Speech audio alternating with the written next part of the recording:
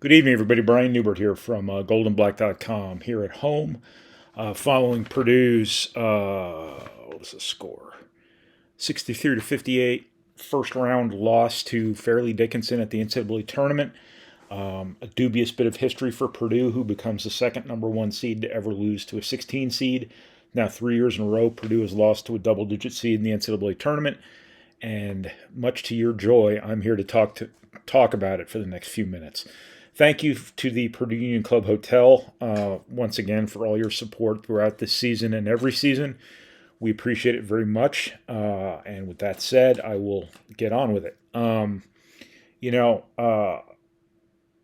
This was kind of like all of Purdue's worst nightmares kind of converging in terms of Purdue. One of Purdue's great existential threats this year has been the bottoming out from three-point range. Check. One of Purdue's most common fatal flaws in defeat has been runs of turnovers. Check. The periodic inability to get the ball to Ross-Ade sometimes has been really costly. Check. All of that stuff happened. And it was compounded by the fact that Purdue clearly looked like a team that had the weight of the world on its shoulders to start this game. All season long, Purdue has been a young team. They have been a new team. They've looked like a mature team, and that buoyed them throughout a 29-win season in which 2 championships were claimed. And then tonight, on the proverbial big stage with the most pressure of any games played this season, and understand there were a lot of high-stakes games Purdue played in this season. Things changed. Purdue did not look like an experienced team. Purdue did not look like a mature team. Purdue's freshman guards, who were so advanced all season long, really struggled in this first game. Purdue couldn't get the ball to Edey. Didn't get the ball to Edey, however you want to look at it. Purdue could not take advantage of a lot of wide open threes. Again, all of Purdue's worst nightmares kind of came together at once, and was compounded by the fact that Purdue clearly played tight to begin the game. They clearly looked burdened, whereas Fairleigh Dickinson looked completely unburdened, as is the nature of being a lower seed in the NCAA tournament. Matt Painter has always been good, it seems like to me, based on everything I've seen, everything I've been told, yada, yada, yada, that he's always been good about giving his players confidence, keeping them loose. And I've seen some anecdotal evidence of that, but they did not look confident. They did not look loose in this game, whereas Fairleigh Dickinson did. And I think energy, one team playing with the burden of, not losing, whereas the other team having nothing to lose, I think it really showed up in the fact that Fairleigh Dickinson really played with more energy than Purdue. They got to a lot of loose balls that Purdue probably should have had. They played faster. They sped Purdue up in a lot of ways. I think that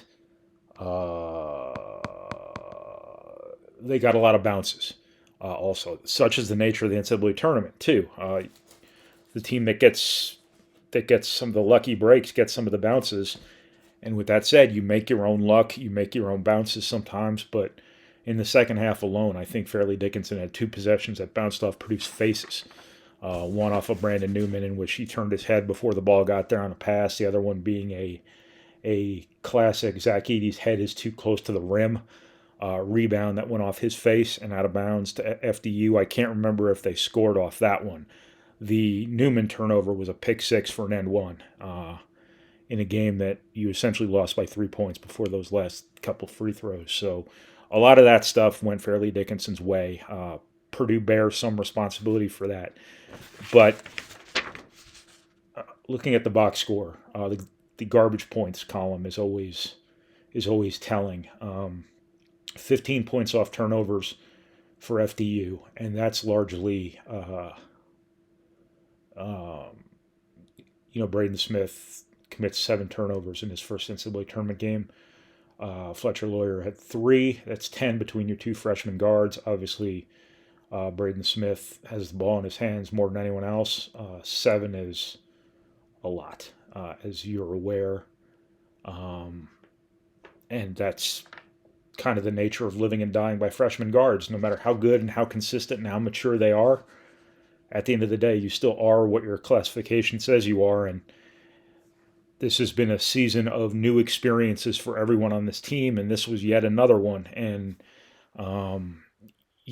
what has to happen now is he has to take some of these failures and turn them into positives long term. The game at Indiana, for one, this game here tonight, he's going to be a really good player at Purdue. He was a really good player this season, but it's hard to sidestep the things that come with being a freshman at this level, especially when you're handed the level of responsibility he was handed. I was talking about garbage points. Anyway, Fairleigh Dickinson gets 15 points off Purdue's turnovers and an absolutely inexcusable 11 second chance points. Much has been made of Fairleigh Dickinson being the smallest school in the country. Height doesn't matter all that much. Quickness gets you rebounds just as much as height does. And FDU was quicker to the ball, and that's something Purdue probably could have controlled to a certain extent. They could have been more assertive chasing loose balls. They could have whatever else. All the stuff Purdue as a program prides itself on didn't really show up in that category tonight. FDU got way more 50-50 balls, I think. They got on the offensive glass against a team they had no business having any rebounding success against. But stuff happens. You're going to give up X number of those sorts of things per game, such as the nature of a basketball being round and bouncy and not caring whose hands it ends up in. But that's just kind of the nature of what I thought was Purdue playing a little bit tight and playing a little bit passive and playing a little bit less assertive than they needed to be. That said, you also have to give FDU some credit for, again, playing like they had nothing to lose, because they had nothing to lose, and that's what makes these games so hard on these higher seeds. That said, Purdue still should have won this game, and they should have won it handily. If Purdue is going to have success unlike anything it's had the last couple of years in the NCAA tournament, Matt Painter's got to find some answers for this small ball stuff, because all three of these double-digit seeds, all four of them, if you go back to Little Rock,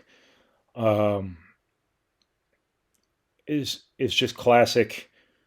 You're playing a giant center. Oftentimes you're playing a traditional four-man in terms of size and all of the lack of mobility or whatever that comes with it.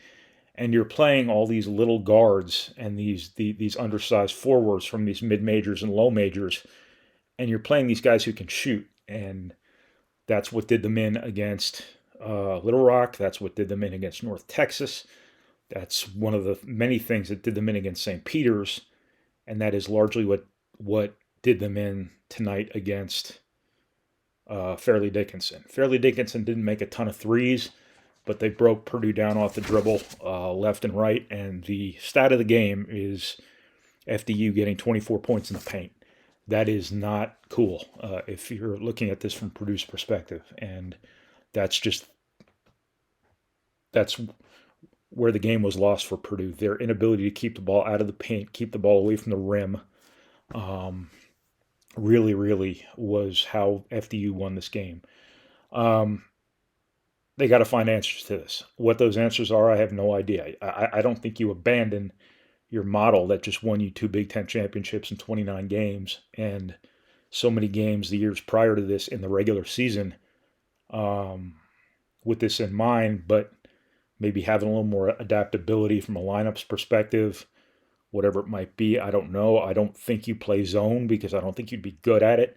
And Purdue plays enough zone concept type stuff anyway with all the help they build into their defense and the fact that Zach-Edey very frequently just guards no one and just stands in the lane, which is essentially a one-man zone. But Purdue's got to be able to keep the ball in front of it. And as we've talked about here over the years, is Purdue has invested greatly in shooting. Didn't do them a whole lot of good tonight, but they have invested quite a bit in shooting. And with that, oftentimes comes some trade-off in terms of athleticism. And that makes them a little bit vulnerable against the dribble. And I think that did show up a little bit tonight against a team that once again could spread Purdue out, attack off the dribble, and really be a problem in that regard, especially when they were playing fast and they were playing with energy and they had Purdue a little bit flummoxed in some ways.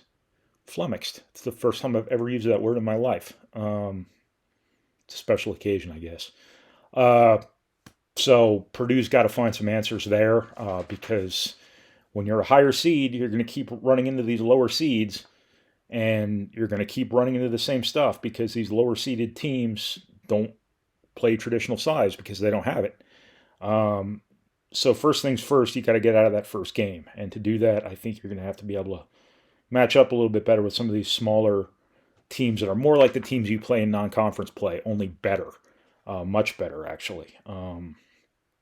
So it is too bad this is the way Purdue's season ended because it was a great season. It was a special season, to be honest with you. And the way this went tonight just falls into every line of thinking, every bit of doom and gloom, that sort of permeates throughout people around the program, fans, drive-by media, things like that. But at the same time, it's up to Purdue to dispel this stuff because, once again, it is 3 years in a row against a double-digit seed.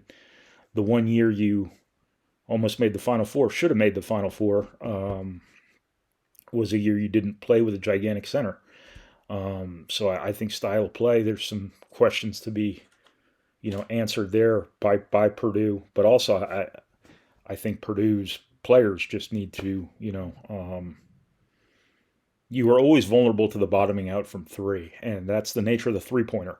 But I think Purdue's got to keep taking steps defensively again, and I think they just have to be calm and loose when this time of year, comes. As I said before, that's always been something, Matt Painter's been lauded for around the program, and the 2019 run was his thing. What people were talking about what an amazing job he did keeping that team loose and ready to play and having fun, and they just didn't look like that tonight. And I don't know why that is. I don't know if the locker room clip from FDU sort of got inside the players' heads or what. I find that hard to believe, but I don't know why the burden of being a one seed, seemed like too much for Purdue to bear here tonight, but it sure did. What